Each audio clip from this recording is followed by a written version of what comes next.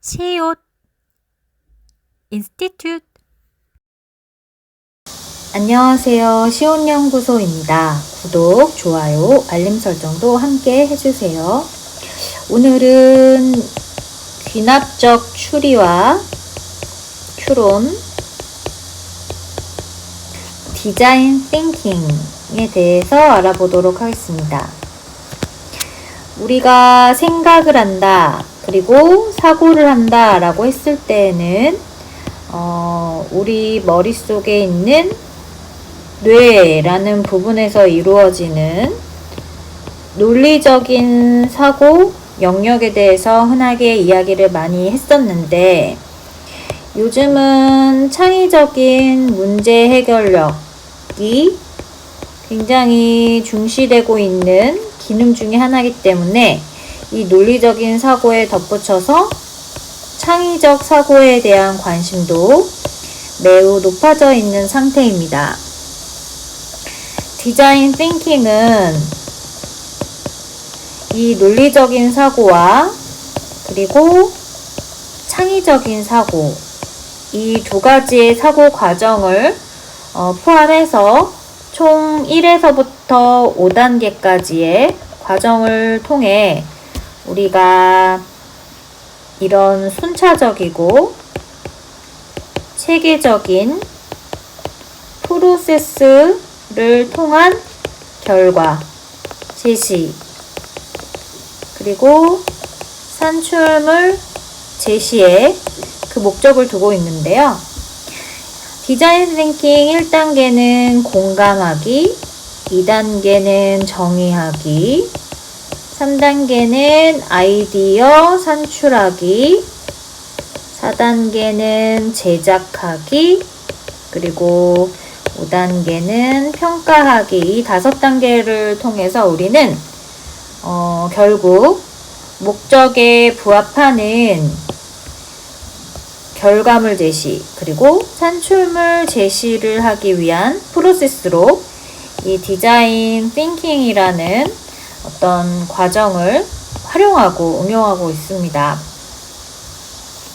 오늘 이야기하고자 하는 것은 이 디자인 띵킹의 논리적이고 어떤 창의적인 사고에 있어서 우리는 직관적인 의견을 내세워야 하는 이 1, 2단계에 대한 이야기를 조금 더 구체적으로 이야기해 보려고 합니다. 1단계는 공감하기 단계입니다.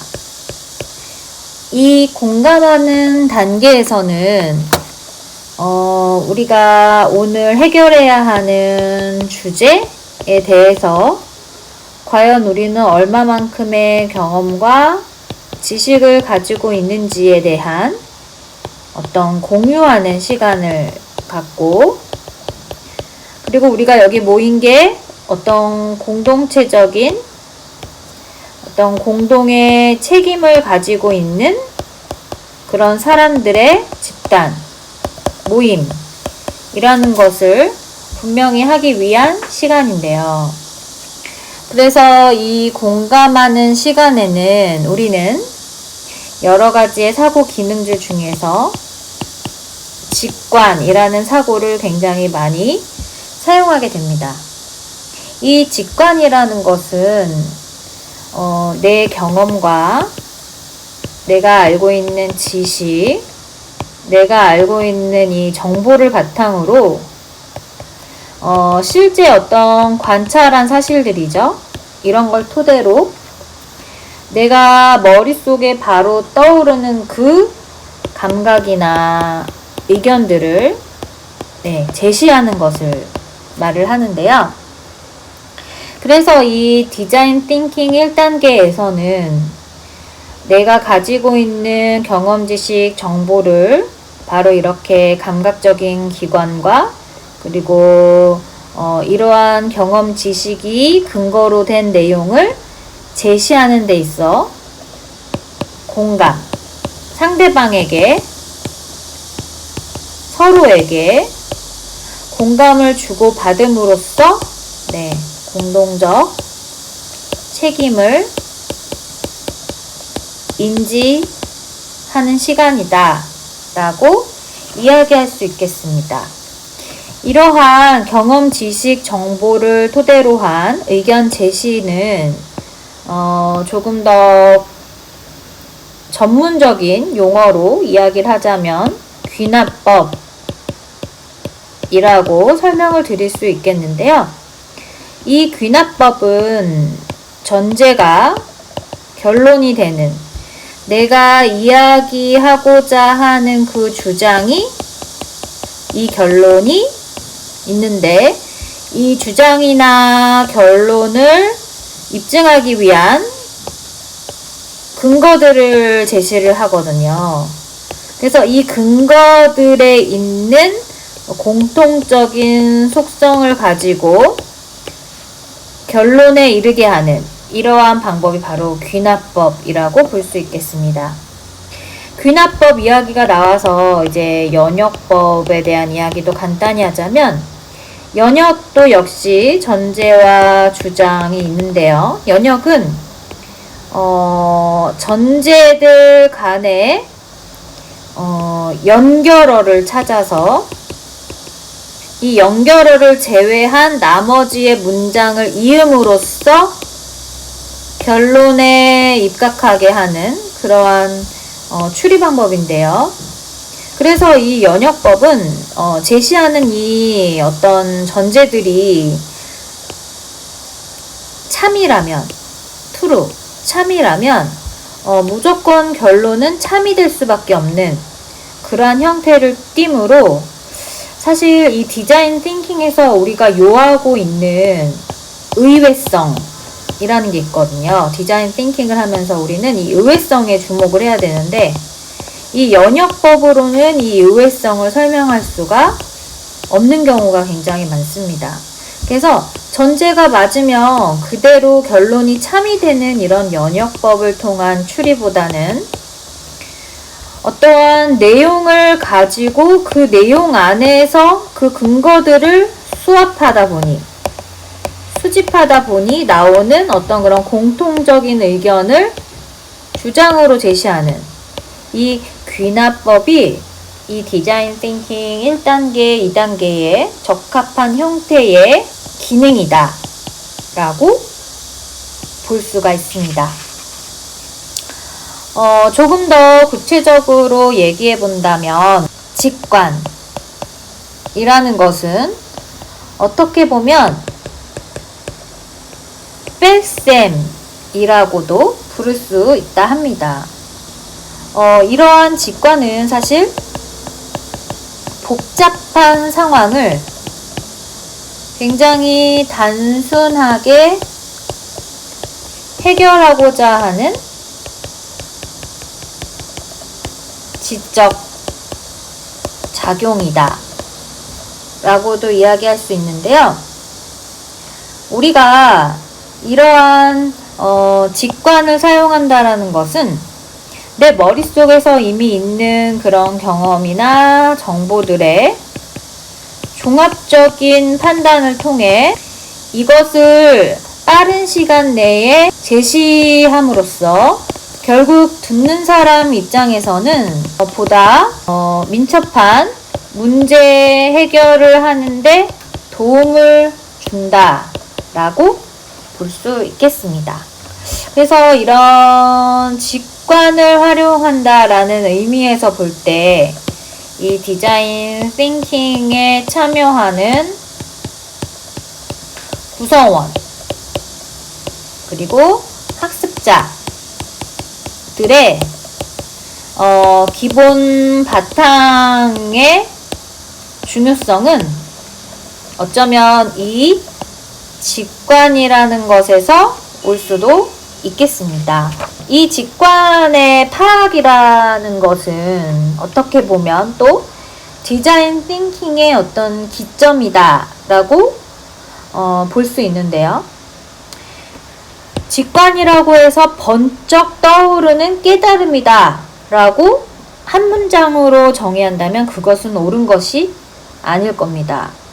사실 이 직관은 우리가 과거에 해왔던 여러 경험, 알고 왔던 정보, 지식, 이런 것들을 스스로 시간의 거침에 따라서 종합적으로 판단을 하고, 나의 생각이기 때문에 편견이 배제된 채 어떤 생생한 현장의 데이터를 뇌를 통해서 그리고 감각을 통해서 의견으로 제시된다 라는 점에 이 디자인 띵킹 1, 2단계에서 적용하면 매우 적합하다 라는 결론에 이르를 수 있겠는데요. 그러나 분명한 것은 이 직관에도 모순이 존재하기 때문에 이를 흑이나 백, 그러니까 참과 거짓으로 이렇게 두 가지로 구분해서 나누기보다는 어떤 다양한 의미와 현상으로 인식해서 각각 비교나 대조하면서 그 관계성을 파악하는데 중심을 두어야 한다 라고 볼 수 있겠습니다. 그래서 이러한 과정을 통해서 우리는 디자인 띵킹 2단계에서 문제를 정의하며 어떤 의견, 직관적인 의견들을 토대로 이것을 조직화해서 목적을 분명하게 할 수 있다고 볼 수 있겠습니다. 그래서 결국에는 이러한 목적을 분명하게 함으로써 우리는 디자인 띵킹 3단계로 넘어가서 브레인스토밍이나 브레인 라이팅 그리고 마인드맵 등등의 발산 도구를 활용한 사람들과의 쌍방향 소통으로서의 어떤 기법 적용을 통해서 앞서 1, 2단계에서 나왔던 개별적인 현상으로부터 우리가 이끌어 줄 수 있는 창의적인 대안의 모색을 이 3단계에서 이루어 갈 수 있다라고 볼 수 있겠습니다. 문제를 해결하고 새로운 의미를 창출한다는 것은 어떻게 보면 우리가 협업을 통해서 새로운 가설과 주장에 대한 내용을 얼마나 적절하게 이끌었는지에 대한 논리적인 줄거리의 구상이라고도 볼 수 있겠는데요. 이런 논리적인 구상에 관련된 어떤 창의적인 아이디어, 이 둘 간의 균형적인 구상이 발견 및 구상이 우리가 오감에서 얻은 그리고 경험에서 얻은 이 직관력에서 창조적으로 발생되는 그런 하나의 또 논리적인 프로세스다 라고 우리는 볼 수 있겠습니다. 오늘은 이렇게 디자인 띵킹과 그리고 또 귀납적 추론, 우리가 디자인 띵킹 1, 2단계에서 직관력을 이용한다라는 그리고 활용한다라는 의미에 대한 구체적 이론을 알아보는 시간을 가졌는데요. 우리가 퍼실리테이션을 계획할 때 이러한 1, 2단계에 대한 귀납적 추론을 활용한다라는 것은 보다 우리가 퍼실리테이터로서의 퍼실리테이션에 전문성을 입히는 일이다 라고도 볼 수 있겠습니다. 오늘은 여기까지입니다. 여러분들께 도움이 되었으면 좋겠고 다음 시간에 또 뵙도록 하겠습니다. 그럼 여러분 안녕.